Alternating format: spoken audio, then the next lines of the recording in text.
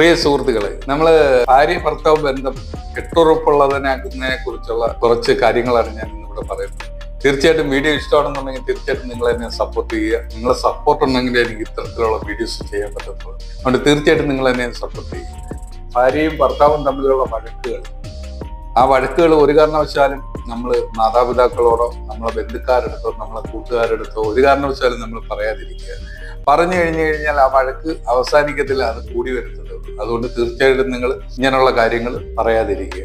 രണ്ടാമത്തെ കാര്യം എന്ന് പറഞ്ഞു കഴിഞ്ഞാൽ നമ്മൾ ബഹുമാനം, അതായത് പരസ്പരം നമുക്ക് അങ്ങോട്ടും ഇങ്ങോട്ടും ബഹുമാനങ്ങൾ വരും. അതായത് ഒരാൾ പറയുന്ന കാര്യങ്ങൾ നമ്മൾ തീർച്ചയായിട്ടും കേട്ടിരുന്ന്, നമ്മൾ ക്ഷമയോട് കേട്ടിരുന്ന് അത് നല്ലതാണെന്നുണ്ടെങ്കിൽ തീർച്ചയായിട്ടും നമ്മൾ അത് ഉൾക്കൊണ്ട് പ്രവർത്തിക്കണം. അല്ലാതെ അവർ പറയുന്നത് ശരിയല്ല എന്നും പറഞ്ഞ് തള്ളിക്കളയരുത്. അത് ചിന്തിച്ച് നോക്കിയാൽ ശരിയാണെന്നുണ്ടെങ്കിൽ തീർച്ചയായിട്ടും നമ്മൾ ഏറ്റെടുക്കും. അതുപോലെ തന്നെ നമ്മൾ പരസ്പരം വിശ്വാസങ്ങൾ, അതായത് അങ്ങോട്ടും ഇങ്ങോട്ടും നമുക്ക് വിശ്വാസങ്ങൾ ഉണ്ടാവും.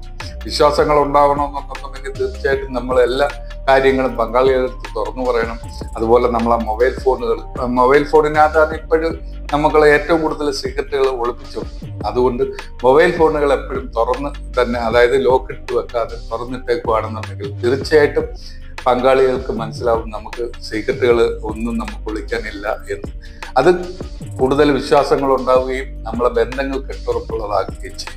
അങ്ങനെയൊക്കെ ചെയ്തു കഴിഞ്ഞാൽ നമ്മൾ ദാമ്പത്യ ബന്ധം തീർച്ചയായിട്ടും സക്സസ് ആയി വരും. ഇത്രയും പറഞ്ഞുകൊണ്ട് ഞാൻ എൻ്റെ വീഡിയോ ചുരുക്കുകയാണ്. അടുത്തൊരു വീഡിയോ ആയിട്ട് വീണ്ടും കാണാം. ബൈ.